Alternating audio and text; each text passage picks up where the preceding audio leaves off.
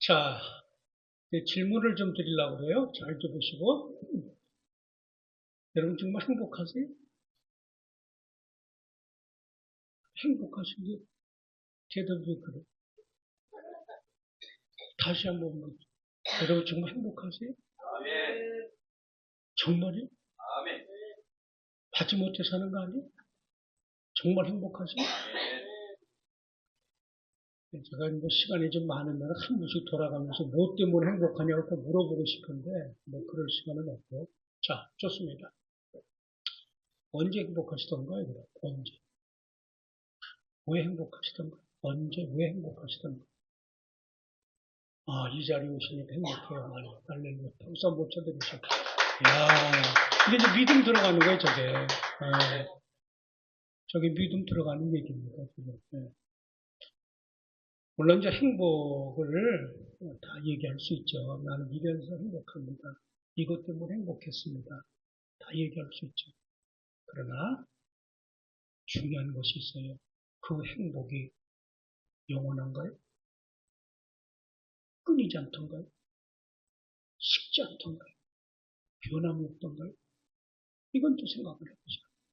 그렇죠?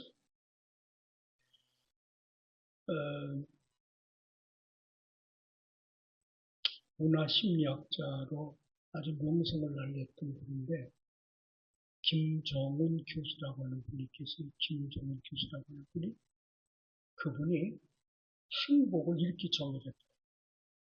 잘 들어보세요. 그분이 행복을 어떻게 정의했느냐. 두 가지를 얘기합니다. 그러니까 여기에 여러분 해당되는가 안 되는가를 보십니다. 첫째는 행복은 재밌게 살아야 된다. 어떻게 살아야 된다? 재밌게. 근데 문제가 있어요. 환경에 관계없이. 이게 중요한 거예요. 왜? 환경에 관계없이 어떤 상황에서도 재밌게 살아야 된다. 자, 다시 물을게요. 행복하세요? 정말요? 이게 이제 첫 번째고요. 두 번째는 의미 있게 살아야 된다. 의미. 이 의미라는 말이 중요한 거야. 이 의미라고 하는 말 속에는 가치와 목적이 들어가는 거야. 그걸 의미라고 해. 그러니까 행복이라는 게 뭐냐? 가치와 목적 있게, 의미 있게 이렇게 살아야 된다. 그게 행복이다. 행복하세요? 여러분 정말 의미 있게 가치와 목적 있게 지금 살고 있기 때문에 행복하신 거예요? 왜 또 들어가?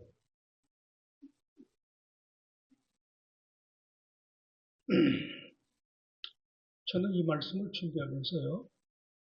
정말 환경에 관계없이 이유와를 먹론하고 어떤 입장과 형편과 처지에서도 재미있게 살고 가치와 목적을 갖고 의미 있게 그렇게 변함없이 살려면은 이게 과연 돈만 가지고 되겠는가? 이게 공부만 많이 했다고 되겠는가? 이게 명예를 얻었다고 되겠는가? 이게 정말 사업하는 분은 사업이 막 잘 되기만 하면 되겠는가? 어떻습니까, 여러분? 그거 아니에요? 행복하시다며? 그건 아니에요. 저 정도 되시면 염도가 높으시면 저 정도 되는 거예요. 자, 보세요, 여러분. 돈 많이 벌고 공부 많이 하고 모든 것이 다 그냥 내가 마음먹은 대로 술술 풀려지고 네? 근심 걱정이 없고 하여튼 기타 등등 하여튼 좋은 것들을 많이 얻었다고 가정해 봅시다. 그렇다고 해서 그 행복이 영원히 지속되냐면 영원히 변함없는 흔들리지 않느냐면 어느 순간 축풍 낙엽처럼 다 날아가 버리면 그때는 어떠냐. 인생이 왜 그러냐. 뭐 별소리 다 할 거니 그때부터. 그래서 저는 한번 생각을 해봤어요. 이 김종은 교수의 말을 넣고 내가 계속 반복을 하면서 어떻게 살아야 재밌게 변함없이 살 수 있을까? 어떻게 살아요? 어떻게 사는 것이 의미 있게 사는 거고 목적과 가치를 갖고 사는 걸까? 생각을 해봤어요. 이거 참, 분명한 거는 돈이 전부가 아닐 것 같아요. 공부 많이 했다고 되는 것도 아니고, 명예 얻었다고 분명히 되는 건 아닐 것 같아요. 그렇죠? 이거는 딱 결론이 하나예요. 예수가 내 안에 있어야 돼. 예수. 예수가 내 인생을 붙들어 주는 거예요. 예수가 내 인생을 운전해 주셔야 돼. 예수가. 그런데 그 예수가 지금 보여요, 안 보여요? 안 보이잖아. 근데 안 보이는 그 예수를 어떻게 믿어야 돼? 그게 말씀이잖아. 그래서 그 말씀이 내 안에 들어와야 돼. 말씀이 내 인생의 발목을 잡아야 돼. 말씀이 내 인생의 운전을 해 주셔야 돼, 말씀. 그래서 말씀은 곧 뭐다? 예수가. 믿으세요? 천하 없어도 여러분, 진짜 행복하려면, 변함없이 행복하려면, 예수가 이 안에 와요, 예수가. 말씀이 이 안에 들어와야 돼, 말씀이. 돈 많이 벌었다고 되는 게 아니라니까. 여러분도 공부 많이 하셨지만 저도 공부할 만큼 했어. 별거 아니에요, 그거. 저도 박사학위 가진 사람인데 박사는 박살난 놈이 박사야. 알아들으셨어요? 더 박살나야 될 놈이 박사라니까.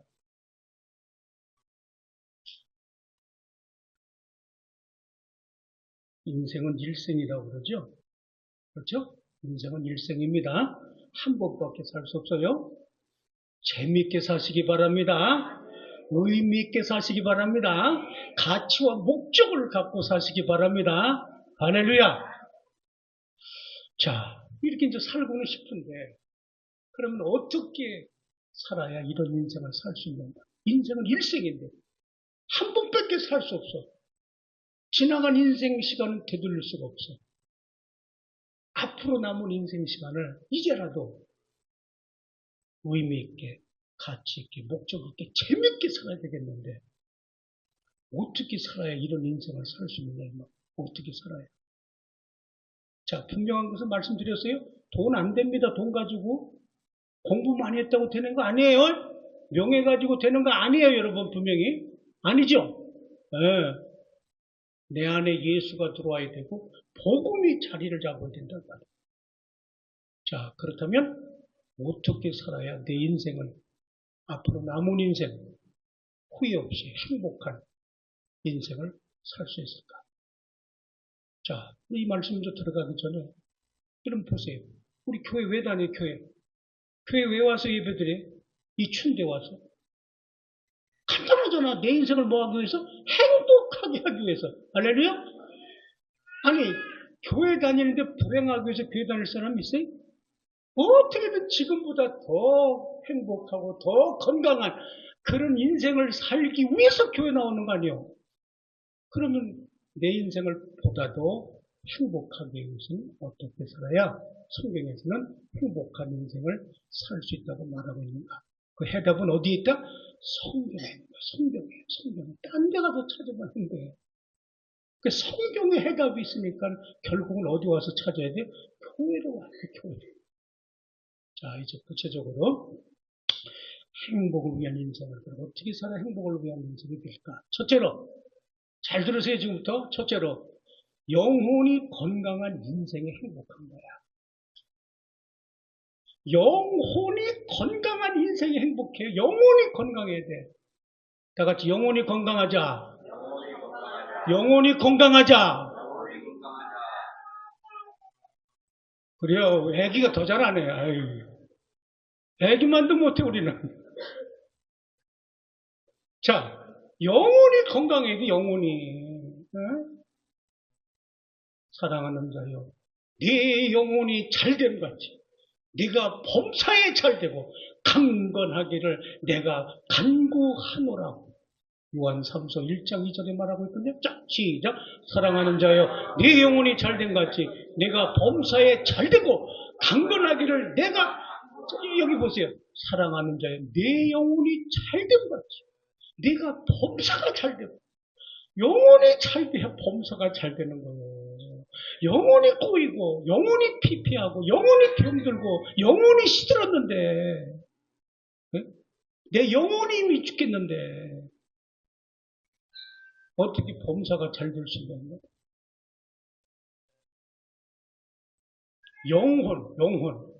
영혼이 잘 돼야 돼, 영혼이. 영혼이 뭐예요, 그럼? 영혼이. 아니, 교회 다니면서 영혼도 모르면 어떡해? 영혼이 뭐야? 영은 영이고 혼은 혼이야? 아, 물론 그것도 답이 될 수는 있어요. 그 뜻을 알아야죠. 여러분 기도할 때마다 주님 영혼이 잘 되게 해주세요. 영혼이 잘 되게 해주세요. 기도하시잖아. 그 영혼이 뭐예요, 그럼 영혼이? 이건 영 플러스 혼, 이게 둘 딱 나눠야 돼. 영 플러스 혼. 그럼 영이 뭐냐? 영. 영은 하나님과의 관계예요. 잘 들으셔야 돼. 이거 굉장히 중요한 얘기 지금. 영이 뭐라고요? 하나님과의 관계예요. 자, 요것만 풀어보자. 여러분, 하나님과의 관계가 좀 어때요? 여러분 스스로가 하나님과의 관계가 어떠시냐고. 여러분 스스로가. 자, 하나님과의 관계가 영이야. 영. 혼은 건 뭐고? 혼. 지정의를 혼이라고 그래. 지정의. 이걸 혼이라고 그래. 혼. 그러니까 생각과 의지와 감정이요. 자, 이제 묻습니다. 여러분의 생각이 어때요? 여러분의 의지가 어때요? 여러분의 감정이 어때요? 맑고 깨끗하고 밝으세요? 어떻습니까, 여러분? 점검을 하셔야지. 내 영혼, 하나님과의 관계와 의지와 생각과 감정이 혼이 이것이 건강해야 내 인생이 행복한 거예요. 이게 중요한 거예요, 여러분. 그러면 이제 보세요, 여러분. 만에 하나 여러분이 만약에 내 영혼이 건강하지 못하고 피폐하고 시들고 병들었어. 그랬을 때는 내 이 영혼이 어떻게 되는 줄 아세요? 그런 사람이 나타나는 증상이 만에 하나 여기에 지금 여러분이 해당이 되면 지금 여러분의 영혼을 빨리 점검하셔야 돼요. 왜? 이게 점검이 안 되면 여러분의 인생은 행복할 수가 없어요. 자, 우선 영혼의 문제가 생기면은요, 조절이 안 돼, 조절. 인생에 조절이 안 돼. 분노도 조절 안 되고, 감정도 조절이 안 되고, 행동도 조절이 안 되고, 이성도 조절이 안 된다니까, 조절이. 내 마음대로 그냥 생각하고 판단하는 거야. 어떻습니까? 조절 잘 되세요? 네? 조절 잘 안 돼? 아, 양심적으로 여러분 스스로가 자문하셔야 돼. 네? 하나님 앞에서 말씀을 들으면서 지금 그냥 적당히 넘어갈 생각이 아니, 잘못된 거 있으면 또 고치면 되고, 회개하면 되는 것이고, 그렇죠? 잘 들으셔야 돼요.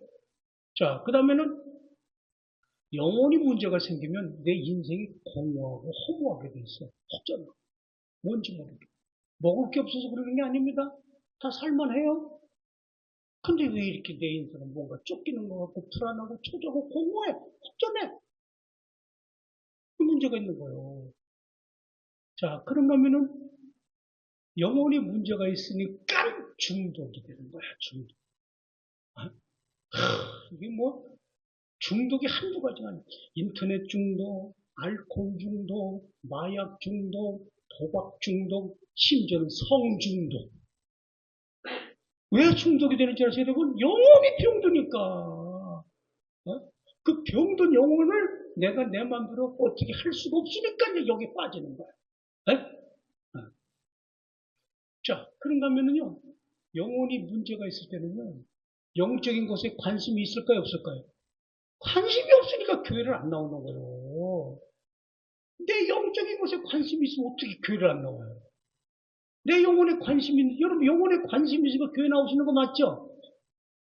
영혼이 문제가 있으면은요, 교회를 관심이 없는 거예요. 기도에 관심이 있습니까? 전도에 관심이 있습니까? 봉사에 관심이 있습니까? 관심이 없다니까, 영혼의 문제가 있으면. 이게 지금 영혼의 문제가 일어났을 때 여러 가지가 있지만 기본적으로 좀 몇 가지만 설명한 거예요. 네.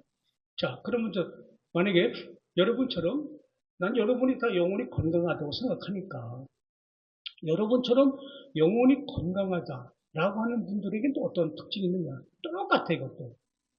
우선은 영적인 것에 여러분이 관심이 많아.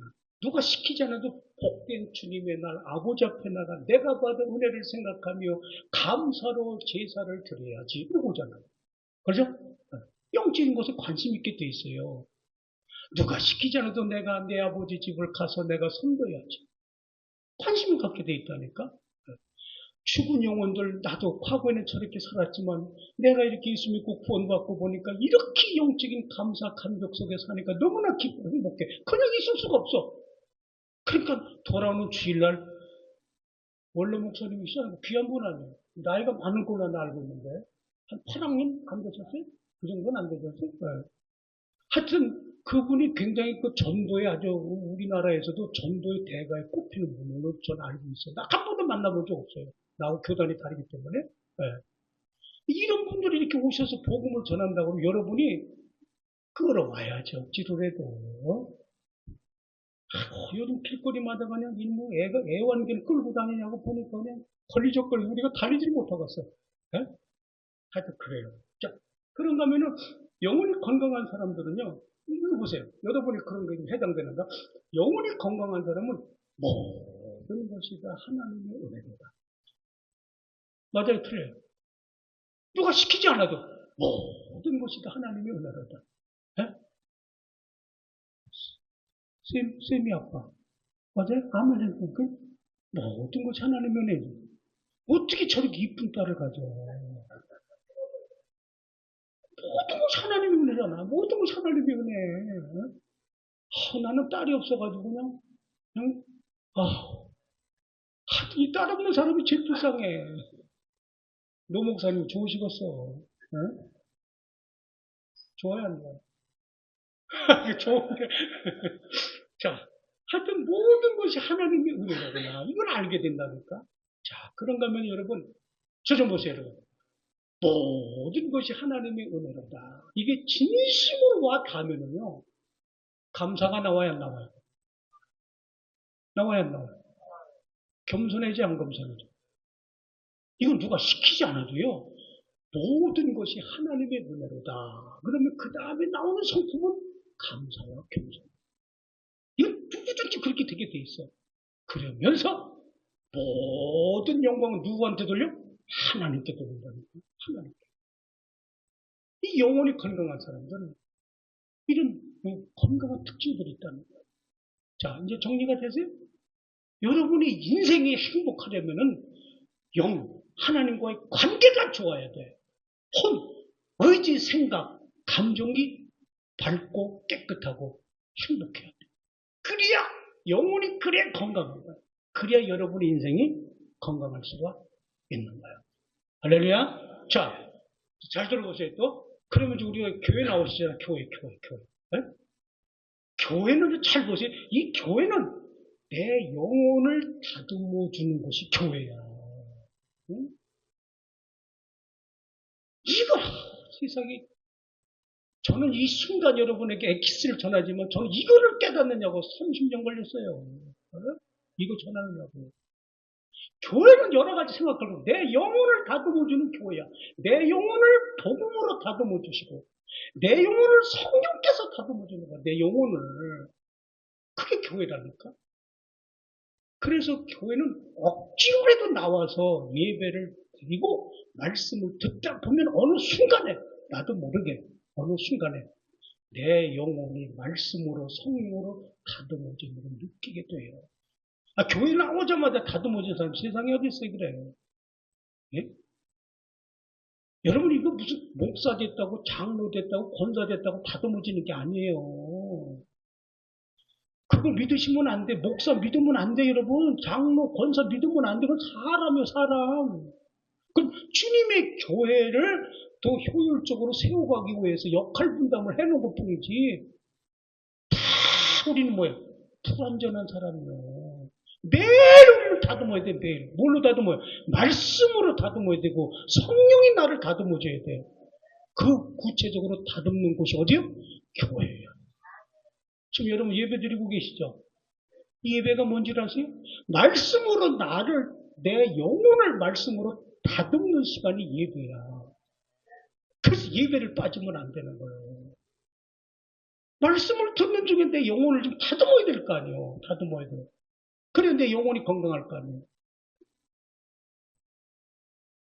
내 병든 영혼을 복음으로 다듬어준다는 말이에요. 성도 여러분, 잘 들으셔야 돼요. 또 예수 외에는, 이게 중요한 거예요. 지금 예수 외에는 갈 길 몰라 방황하는 영혼들, 인생의 목적이 몰라 허우적거리는 영혼들, 제잘난 못에 사는 영혼들, 어디서 와서 무엇 때문에 살며 어디로 가는지조차도 깨닫지 못한 그 영혼들, 예수 외에는 누구도 그 사람을 깨우칠 수가 없는 거예요. 반드시 예수 만나야 돼요. 반드시 교회 와서 그분이 직접 복음으로 나를 다듬어야 돼요. 그래야 돼. 이 영혼이 건강하고 행복하고. 그래서 반드시 교회를 다녀야 되는 이유가 벌써 나오죠. 반드시 교회를 나와야 하는 이유가 뭐냐? 영혼을 다듬는 것이고, 영혼을 다듬는 예배가 있고, 영혼을 직접 다듬어 주시는 분이 계신 곳이 교회잖아. 할렐루야? 그럴 땐 아멘 하는 거요. 눈치코치도 없어 그래. 그럼 아멘 듣고 가르쳐 하시나? 탁 보고서 그냥 이때는 아멘 해야지. 유혈을 먹는하고 교회를 나오시고 예배를 드려야 여러분이 영혼이 건강. 영혼이 건강해야 내 인생도 건강한 거야. 자, 다시 이제 결론적으로 고급한 영혼이 뭐라고 그래서 영은 하나님과의 관계, 혼은 지정의, 생각, 의지, 감정, 이것이 건강합니다. 아셨죠? 그래야 여러분의 인생이 행복한 거예요. 자, 두 번째입니다. 즐겁게 일하는 인생이 어떻게 일을 해야 돼요? 즐겁게. 먹고 살기 위해서 일하는 게 아니고 즐겁게 일하는, 즐겁게. 자, 성도 여러분, 우리는요, 태어날 때부터 하나님이 이 땅에 아무개야, 내가 너를 이 땅에 보내놓으라고 해서 이렇게 나를 이 땅에 던져줬을 때부터 너는 반드시 흙으로 돌아갈 때까지 얼굴에 땀을 흘리면서 먹고 살아라고 했어요. 그러니까 무의도식하면 안 돼. 적당히 이렇게 하려고 하면 안 돼. 반드시 땀 흘려 먹고 살아라고 했어요. 그게 창세기 3장 19절. 자, 보시죠. 시작. 내가 흙으로 돌아갈 때까지 얼굴에 땀을 흘려야 먹을 것을 먹으니 내가 그것을 취함을 너는 흙이니 흙으로 돌아갈지. 그 흙으로 돌아갈 때까지 반드시 땀 흘려서 일을 해요. 반드시. 자, 그러면서요, 일하기 싫거든 먹지도 말라고 그랬어요. 일하기 싫거든. 데살로니가 후서 3장 10절 볼까요? 자, 시작. 우리가 너희와 함께 있을 때에도 너에게 일하기 싫거든 먹지도 말라. 일하기 싫거든 먹지도 말라니까. 일을 하면서 먹는 건 또 더 밝혀 그냥. 더 처먹으려고 그래. 맛이 있네 없네 그러면. 나는 우리 청년들 보면 참 안타깝기도 하면서도 또 누구 말이 맞는지도 잘 모르겠어 사실 아직도. 취업하기 힘들다는 건 그건 확실해. 그건 분명해. 요즘 뭐 대학 나와봤자 별것도 아니야. 스카이 대학을 나와도 또 별것도 아니야 지금은. 앞으로 이제 어차피 AI가 다 해주는 시대니까. 그래도 공부를 해야 하는 건 맞아요. 근데 이제 안타까운 건 뭐냐면 아니 일을 할 수 있는데도 왜 일을 안 하려고 그러지? 그러다 보니까 이 청년들을 빗대서 나온 그런 자립 결여가 된 청년들에게 나타난 비속어라는 게 있잖아. 네? 들어보셨는지 모르겠어요. 제가 이제 지금부터 나이를 할 테니까 들어보세요.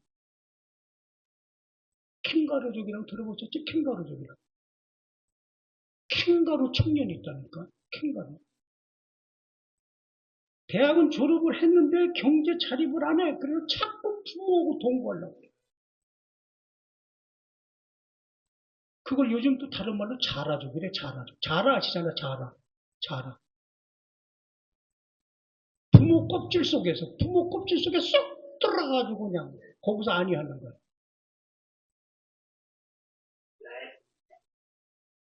빨대족이라고 들어보셨어? 빨대족? 빨대족? 아, 이거 내가 한 말이 아니라 이미 다 나온 얘기인데, 뭘. 에? 여기 우리 노 목사님 이쁜 딸, 이런 거 들어봤죠? 빨대족. 응. 부모에게 기대서 경제적으로 독립을 않고 부모 재산에다 빨대를 하나 딱 뽑아놓고 툭 빨아먹어. 빨대족.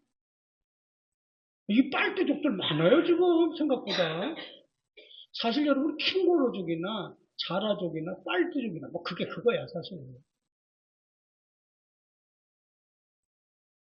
니트족이라고 들어보셨어? 니트족. 니트족. 아예 그냥 구직을 단념을 해. 취업을 아주 포기했어. 취업 의사가 아주 전혀 없어. 그리고 부모한테 붙어 사는 거야. 노력 땀해. 그걸 니트족이라고.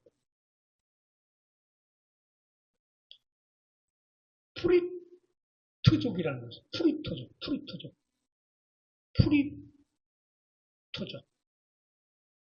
이건 임시직 아르바이트. 아르바이트만 해서 사는 거야. 아르바이트만 해서. 취업을 안 해. 아르바이트 해서 그냥 사는 거야. 아르바이트만 해서. 참 안타까워요. 캥거루족, 자라족, 빨대족, 니트족, 프리트족. 즐겁게 일을 해서 살라고 그랬잖아. 땀 흘려 먹으라고 그랬잖아. 근데 왜 이런 족으로 살아야 돼?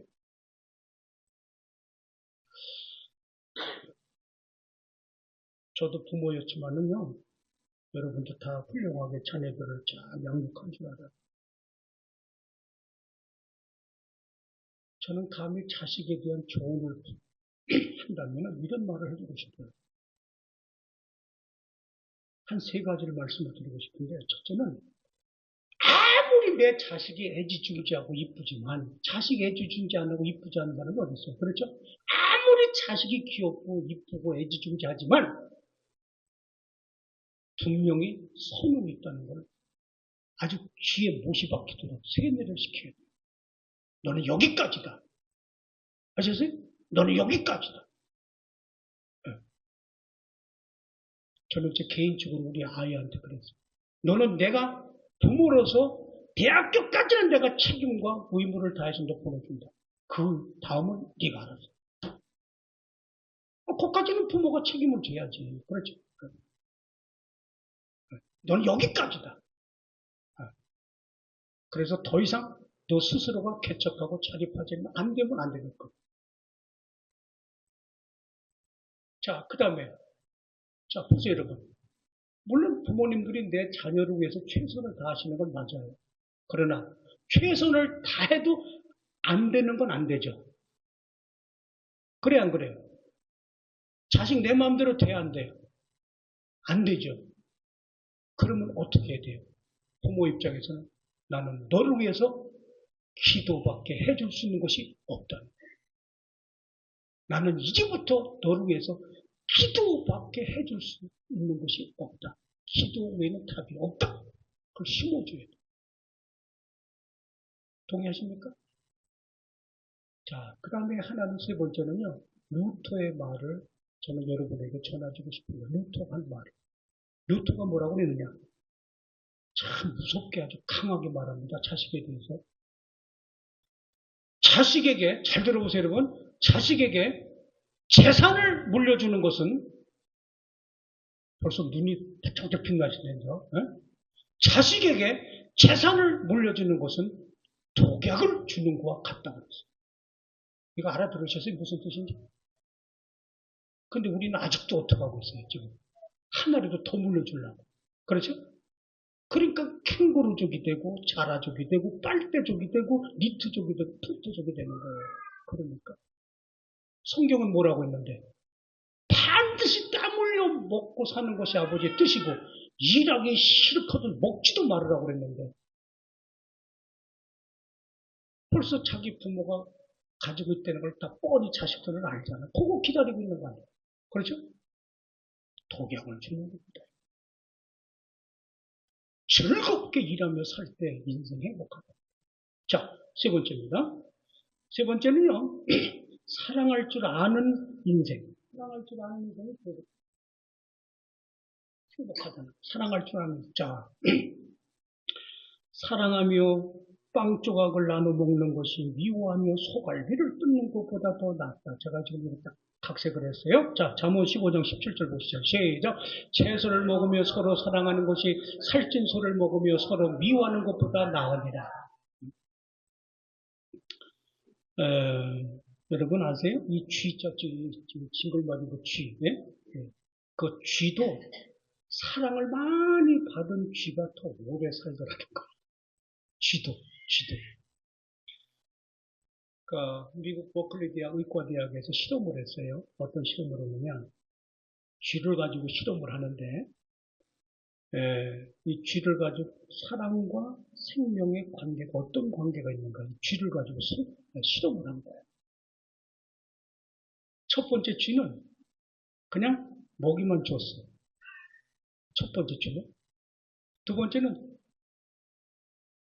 쥐 5마리를 이렇게 모아놓고, 5마리를 모아놓고, 그 다음에 같이 먹게끔 먹이를 또 줬어요. 그게 두 번째 쥐.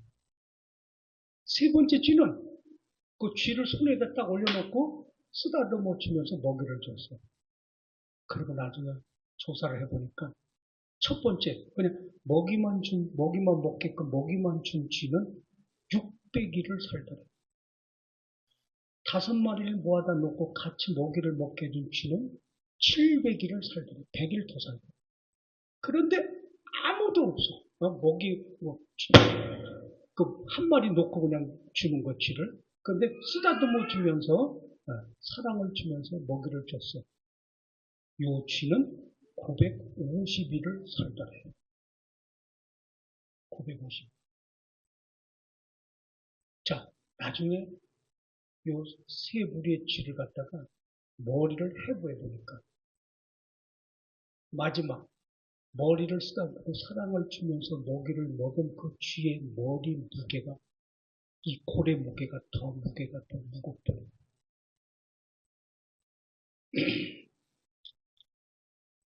성도 여러분, 사랑할 줄 아는 사람이 인생을 행복하게 살 수 있어요.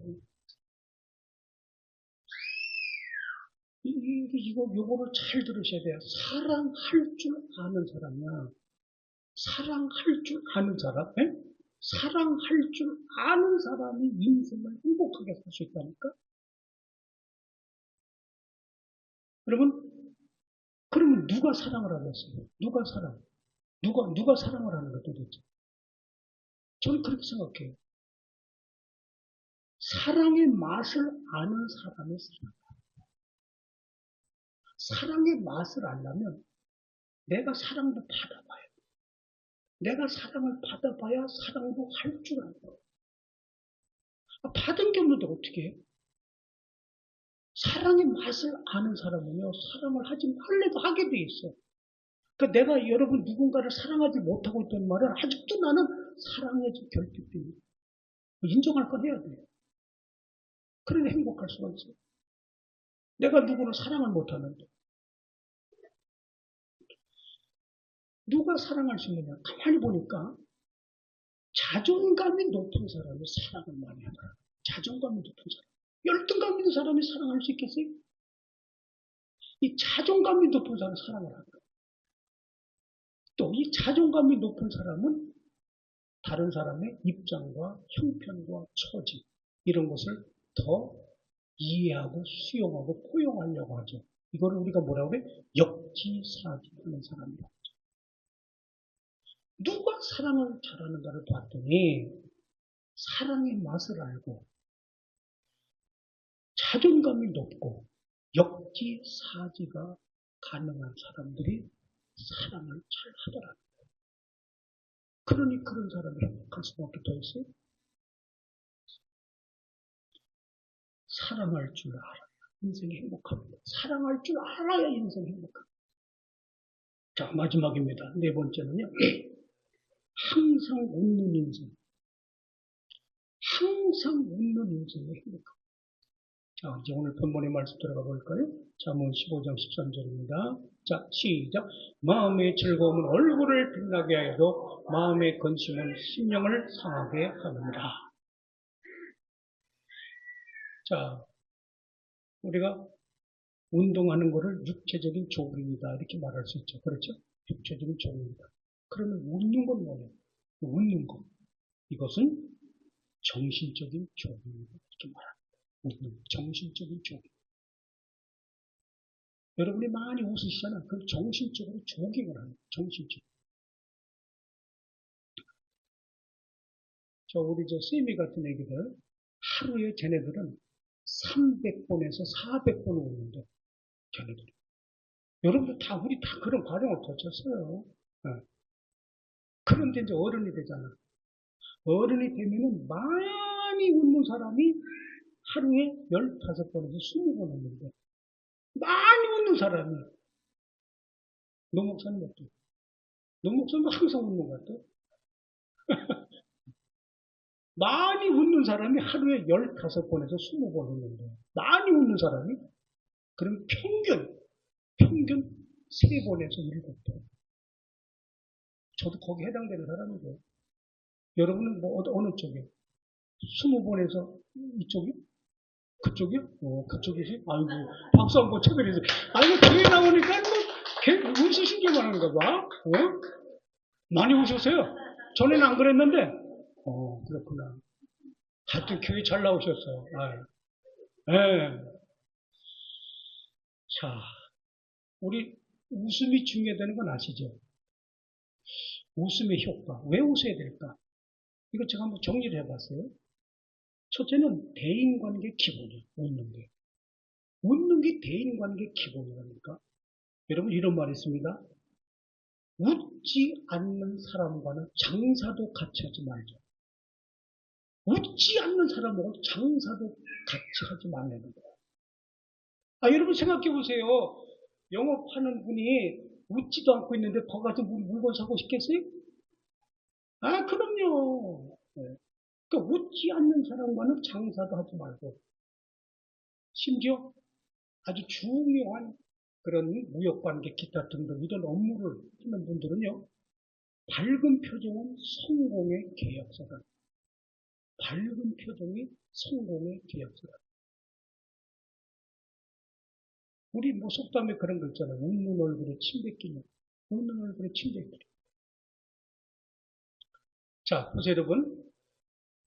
30세 기준으로 하고 30세 이전까지, 그러니까 29, 28, 여기 밑에 30세 이전까지는 부모가 만든 얼굴입니다.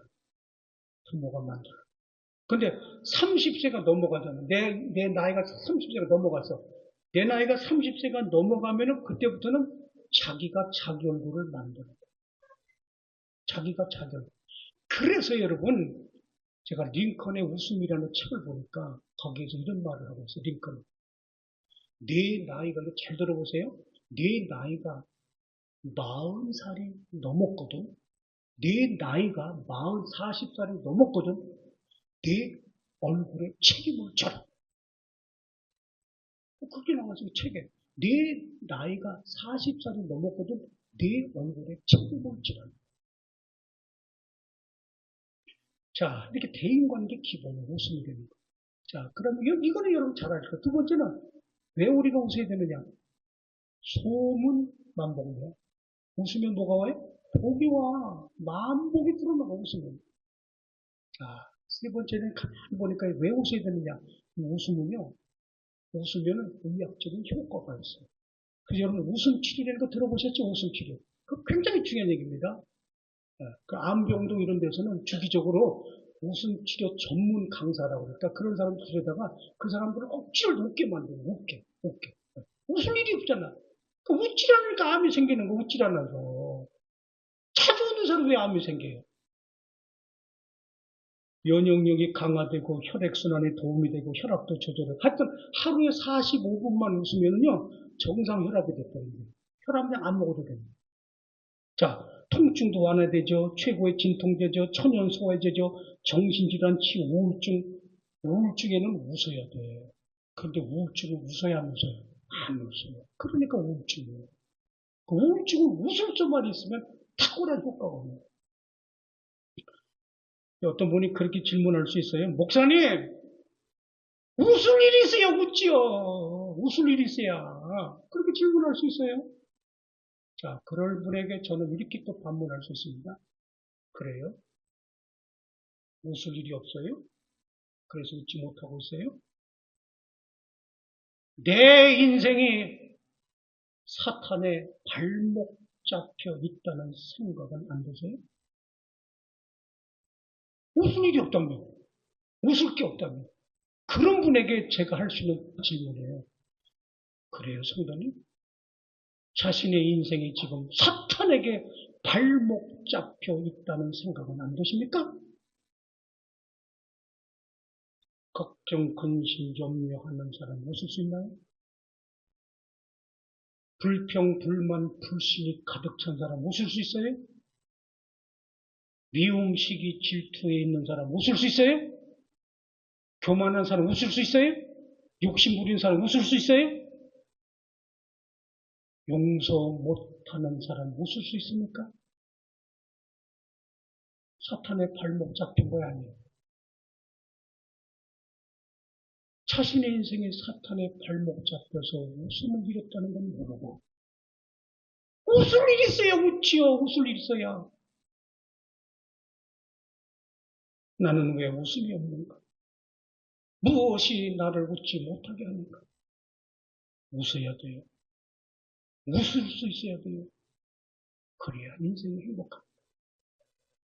웃지 못하게 하고 웃을 일이 없게 하는 건 사탄의 목사. 성도 여러분, 인생은 일생입니다. 행복하게 사는 것은 아버지의 뜻이에요. 예수 안에서 행복하게 사시기를 축원합니다. 어떤 인생이 행복한 인생인가? 행복을 위한 인생은 4가지 말씀드렸어요. 첫째로 시작! 영혼이 건강한 인생이 행복하다. 두 번째, 즐겁게 일하는 인생이 행복하다. 세 번째, 사랑할 줄 아는 인생이 행복하다. 네 번째, 항상 웃는 인생이 행복하다.